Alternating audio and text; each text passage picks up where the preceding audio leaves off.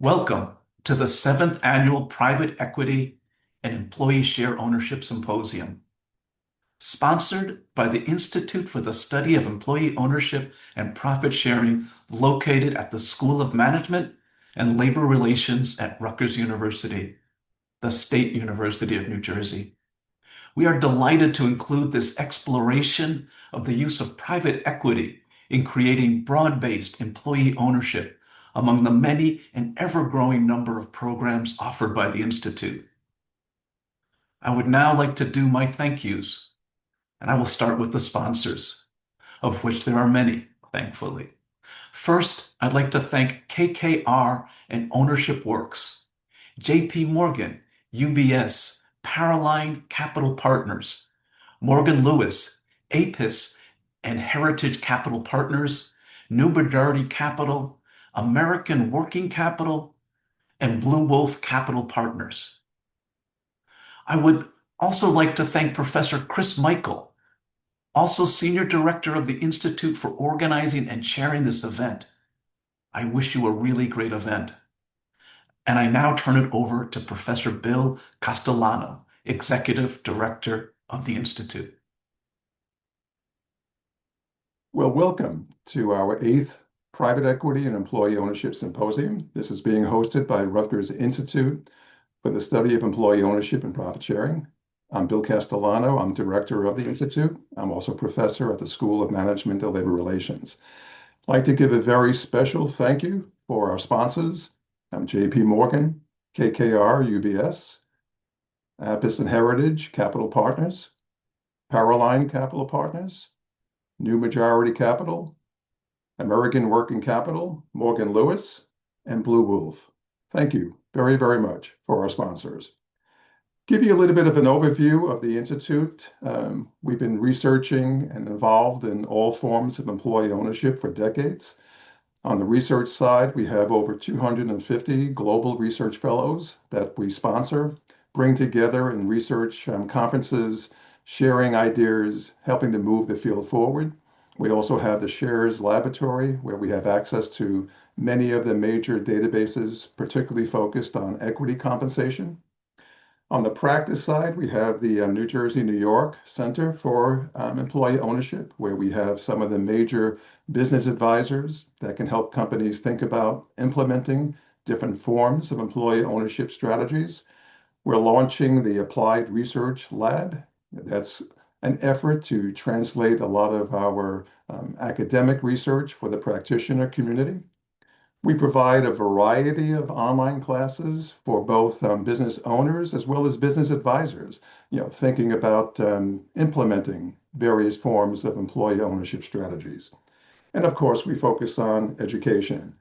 We have the Curriculum Library for Employee Ownership, which helps instructors and professors at other universities look at case studies, look at different kinds of syllabi to help create programs for students that are interested in learning more about employee ownership.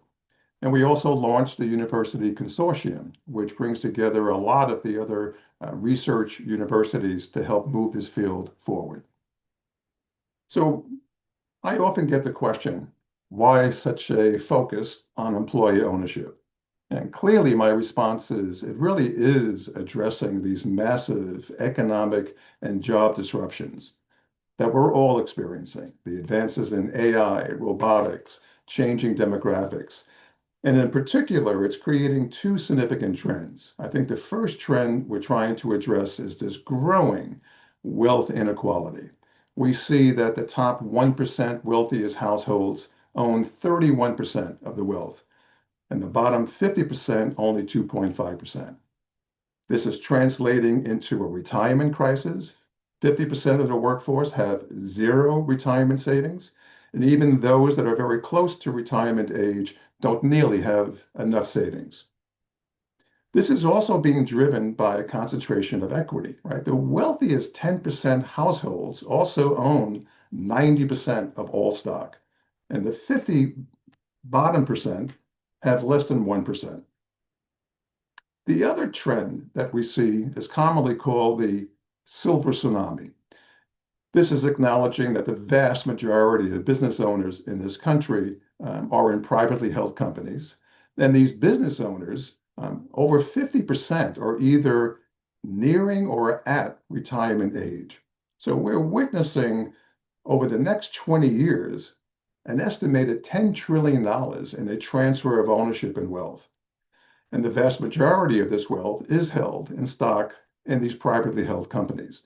The challenge is many of these companies don't have a viable business succession strategy, particularly for smaller privately held companies. Some research says that in those companies, maybe 30% or more will be forced to close. So how does equity address all of these issues? And this is primarily the focus of a lot of the research that we do at the Institute. Well, clearly it does help companies attract, retain, and engage top talent. It helps workers accumulate wealth and save for retirement. It provides an option, a viable business exit strategy option for business owners that may want to sell to their employees. And our research clearly shows that all of these kinds of programs have a positive impact on companies' performance, increased productivity, higher survivability rates. So we're very excited about the lineup we have today in our symposium. You'll be hearing from many of the thought leaders and how to design different kinds of equity programs and strategies that address these kinds of challenges. Once again, I'd like to thank our sponsors and feel free to reach out to us at Rutgers University. The easiest way is at Rutgers website. You can go to ownership.rutgers.edu. Enjoy the symposium, and thank you very much. Welcome to the symposium. We're so glad that you're here. My name is Chris Michael. I'm a senior director at the Institute for the Study of Employee Ownership and Profit Sharing at Rutgers University, where I am also an assistant professor at the School of Management and Labor Relations. We have a wonderful morning for you here today.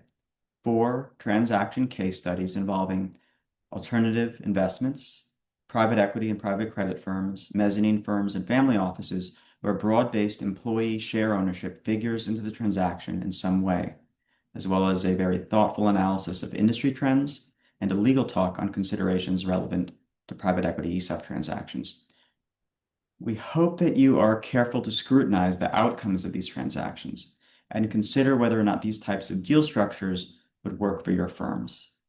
If you think that they might, we encourage you to reach out to our presenters. We're certain that they would be glad to receive your calls and inquiries. Please do reach out to me as well at christopher.michael@rutgers.edu if you think that a transaction that you've worked on in the past year or two or that you're closing this year might be a good fit for next year's symposium. Other than that, we hope that you participate in the live chat in the Zoom. This symposium would not be possible without the kindness and generosity of our sponsors, KKR and Ownership Works, JP Morgan, Capital ESOP Group at UBS, Powerline Capital Partners, Morgan Lewis, New Majority Capital, Avis and Heritage Capital Partners, American Work Capital, and Blue Wolf Capital Partners. We're so thankful for your support, and we're so glad that you're here. The morning will begin with a State of the Field talk by Ted Marguerite, Managing Partner at Powerline Capital Partners. We hope that you enjoy and learn a lot. Thank you so much.